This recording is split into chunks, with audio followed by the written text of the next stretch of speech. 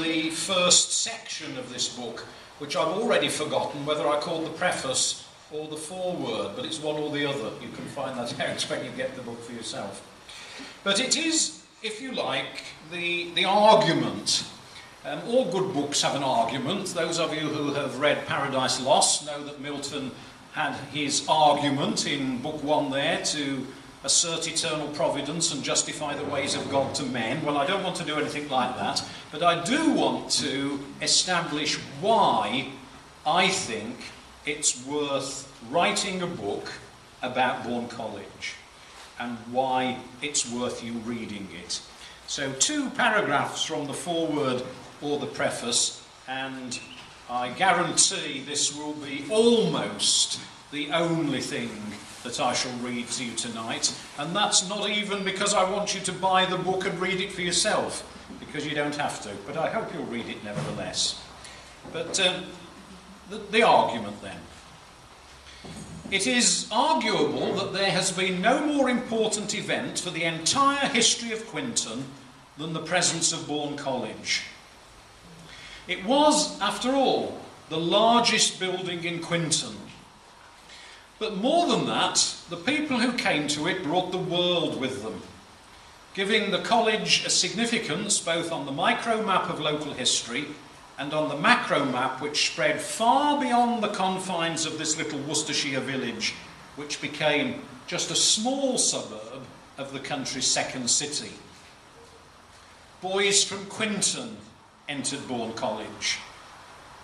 Boys came from the length and breadth of England, from Wales, Scotland, Ireland, Africa, America, Australia, China, France, Germany, Holland, Italy, Russia, and from mission fields far across the seas. And so it was that abroad came to Quinton long before arrivals during the later decades of the 20th century.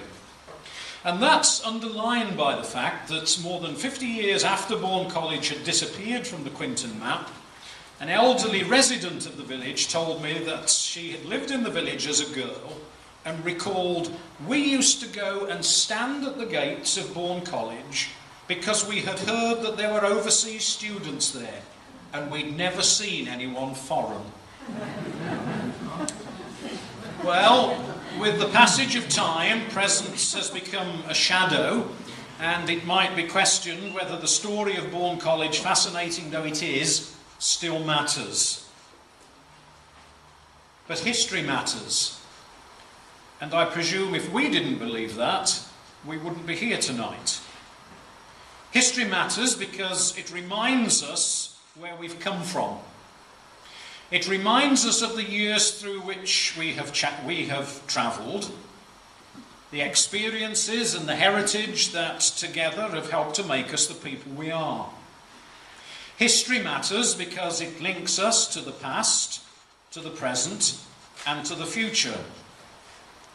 How can we live in the present? How can we reach into the future unless we also look to and evaluate the past? "Look to the rock from which you were hewn," said the prophet Isaiah. Not just one of the great characters of the Old Testament, but one of the great poets of the ancient world, and to the quarry from which you were cut. Bourne College is a significant piece of history, and the history of Quinton, I don't believe, can be properly told without giving it due consideration.